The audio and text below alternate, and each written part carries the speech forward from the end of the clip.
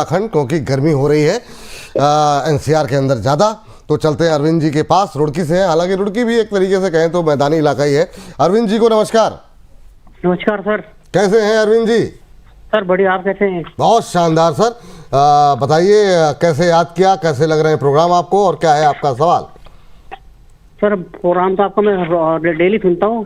Thank you इतने sir. Time आता सब, इतने टाइम आता पूरे टाइम। अरे वाह सर मुझे अदानी ग्रीन में फ्रेश एंट्री के लिए लेवल पता करने थे, कब कर सकते हैं एंट्री? अदानी ग्रीन अभी में अभी 12:27 चल रहा है ना मेरे ख्याल से। हाँ हाँ कल बंद हुआ, हाँ कल क्लोज हुआ है। ठीक है। मैडम तो ये बोली कि कब एंट्री कर सकते हैं? सवाल तो आपका बड़ा अच्छा है सर, लेकिन जो है की समस्या थोड़ा सा विलम्ब से आपने पूछा। अदानी समूह पे हम लोग लगातार चर्चा कर रहे थे और अदानी ग्रीन एनर्जी 1 महीने में 44% चल चुका है। अब सवाल ये कि क्या इतना चलने के बाद नई खरीदारी करनी चाहिए कि नहीं, उसके लिए चलते हैं अंबाला मैम के पास। अंबाला मैम, क्या व्यू रहेगा? अदानी ग्रीन एनर्जी 1231 के आसपास ट्रेड करता हुआ, अभी क्या सलाह रहेगी?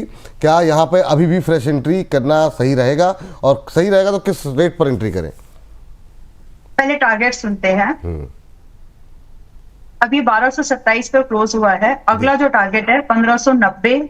आप 1590 आप ऐसे समझे 1570 1570 पहला टारगेट के तौर पर आ जाएगा।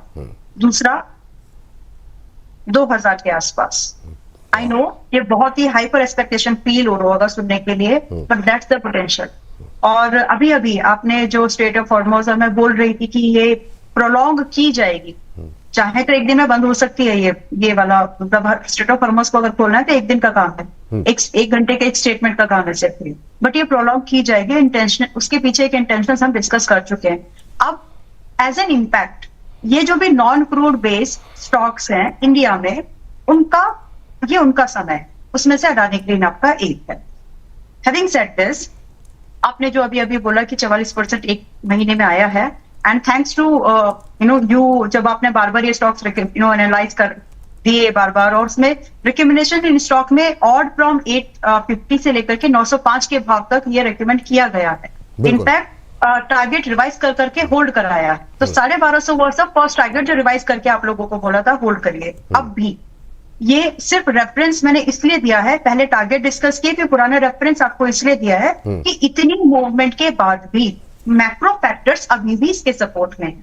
नाउ अगर आप इसमें बाइंग का विचार कर रहे हैं तो आपको पहले तो बाय यहाँ पर आधा ही करना चाहिए। I give the reason for this, क्योंकि चल चुका है। जी।